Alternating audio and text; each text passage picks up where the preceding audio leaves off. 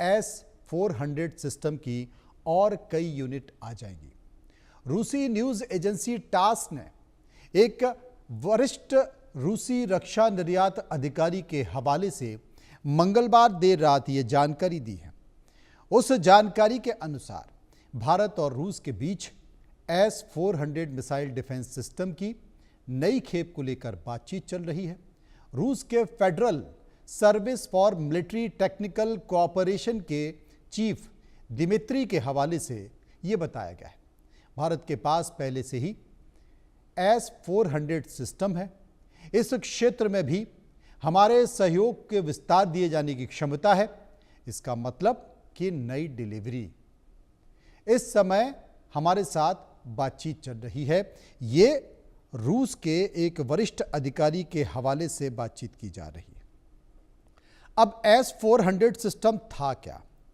S-400 system वो था जिसने पाकिस्तान को हिलाकर रख दिया, जिसने भारत पाकिस्तान तनाव के बीच जो मामला था उस मामले में ये बताने की कोशिश की है कि भारत आखिर करेगा क्या।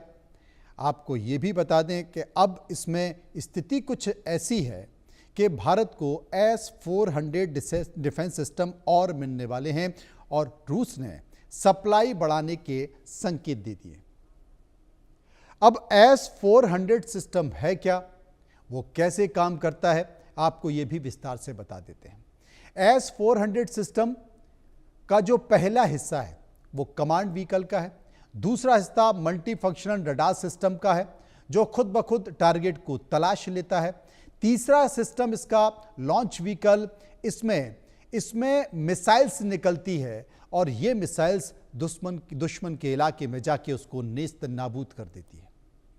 ये तमाम इसकी खूबियां हैं जो बताती हैं कि S-400 ने गजब का काम किया है। S-400 जिसने अपनी एक नई पहचान बताई है और सबसे बड़ी बात है कि ये आपके लिए इसे एक सुदर्शन चक्र के तौर पर भी माना जाता है। S-400 प्रणाली का भारतीय सेवा का नाम सुदर्शन चक्र रखा गया है। आपको बता दें कि इस बीच अभी हाल ही में जो SCO की बैठक हुई थी उसमें नरेंद्र मोदी और पुतिन की मुलाकात हुई और जब दोनों की बातचीत हुई उसी में यह बात आगे बढ़ी है।